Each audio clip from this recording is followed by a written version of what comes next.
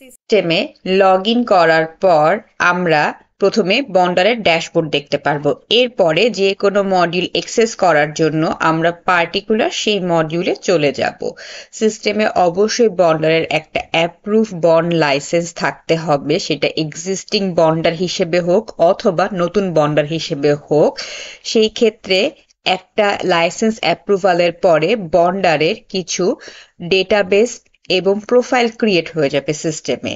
আমরা যখন যে কোনো মডিউলে অ্যাক্সেস করতে যাব তখন প্রথমে বন্ডারের ডেটাবেসটা আমাদেরকে শো করবে, যেটাকে আমরা প্রোফাইল বলতে পারি। যেমন আমি যদি একটা ইউপির আবেদনে যাই, সেই ক্ষেত্রে আমি যখন অ্যাপ্লাই ফর ইউপিতে ক্লিক করব এবং এখানে বিন সিলেক্ট করব, পরবর্তীতে আমাকে বন্ডারের প্রোফাইল দেখিয়ে দিবে, যে এখানে বিনের date, bond license number, bond license date, name of the manufacturing unit, address of the manufacturing unit দেয়া আছে এবং একই সাথে তার যদি কোনো লিয়েন ব্যাংক থাকে তাহলে সেটা এখানে দেখাবে।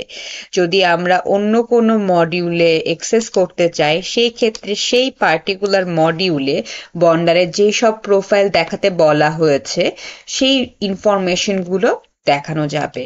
বন্ডারের প্রত্যেকটা তথ্য সিস্টেমে স্টোর হয়ে থাকে এবং আমরা চাইলে যে তথ্যগুলো আমরা দেখতে চাচ্ছি সেই তথ্যগুলো আমরা সহজেই যে কোনো অ্যাপ্লিকেশনের শুরুতে সার্চ বাটনে ক্লিক করে বন্ডার প্রোফাইল হিসেবে দেখতে পারি। এখন আমি যখন মেশিনারি টাইপে সিলেক্ট করার পরে আমি অ্যাপ্লিকেশনে যাচ্ছি, আমি ঠিক আগের মতো একটা বন্ডার প্রোফাইল দেখতে পাচ্ছি।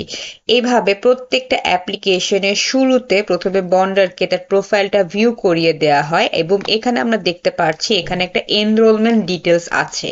সো এইখানে প্রত্যেকটা মডিউলের রিকোয়ারমেন্ট ওয়াইজ যেই ইনফরমেশন দেখানো দরকার সেখানে বন্ডারের প্রোফাইল থেকে সেই ইনফরমেশনগুলো দেখানো হয়। এছাড়া যখন অডিট করা হবে, অডিটের অ্যাপ্লিকেশনের সময় বন্ডারের প্রোফাইল থেকে বন্ড লাইসেন্স আবেদন অ্যাপ্রুভালের সময় যে মালিকানার তথ্য ছিল, প্রাপ্যতার তথ্য ছিল এবং তার সহগ বা আদার্স যে ইনফরমেশনগুলো ছিল সেগুলো অটো চলে আসবে।